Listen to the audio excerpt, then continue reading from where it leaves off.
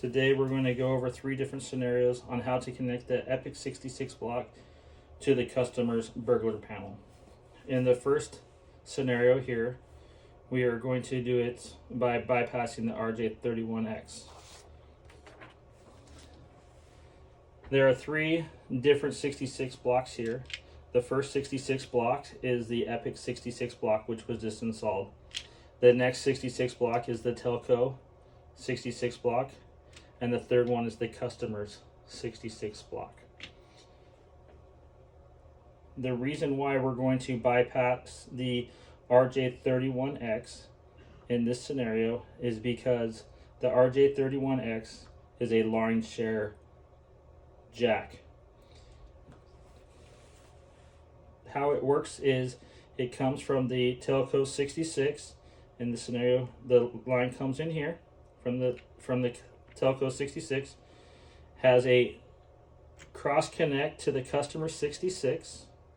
From the customer 66, it goes on this red line on the blue pair into the RJ31X. In the RJ31X, it goes up to the burglar panel on these 2 pins. So it gets connected here on the blue pair on these 2 pins. It goes up to the burglar panel and then back out on the top pair on the orange line.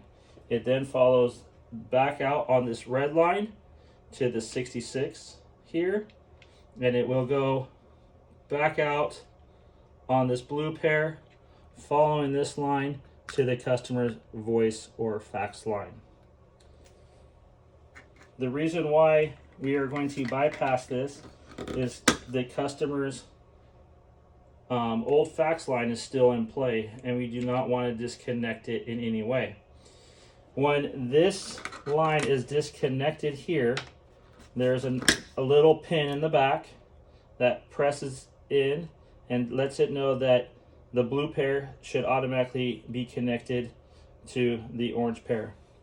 When it is plugged in, it pushes the little copper pins away and says, hey, you need to go up to the burglar panel first, make sure we could use the burglar panel. Comes back out the burglar panel.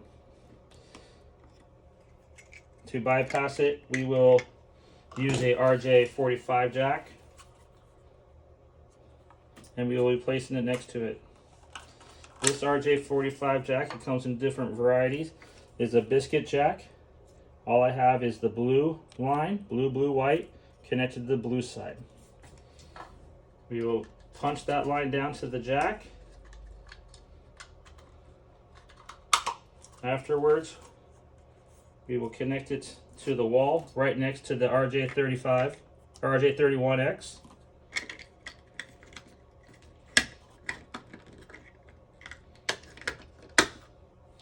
We will take the Cat 5, Cat 6, and we will run it up to the EPIC 66.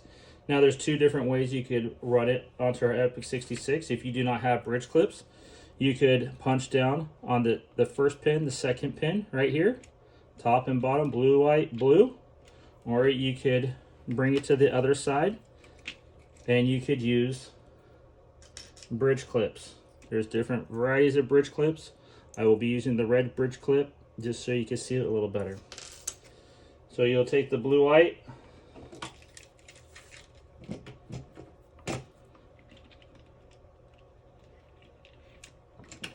and it'll punch down. Take the blue, punch down. Take my bridge clip, put the bridge clip in. At this point, this is not a cross connect. This is a Cat 5 home run from the 66 block. I have a home run wire going from the EPIC, coming out of the EPIC into the new home run all the way to the RJ45. You should be able to test with your butt set here for dial tone and also here for dial tone. Now to make the connection for the burglar panel, we will disconnect the burglar panel. Now this is an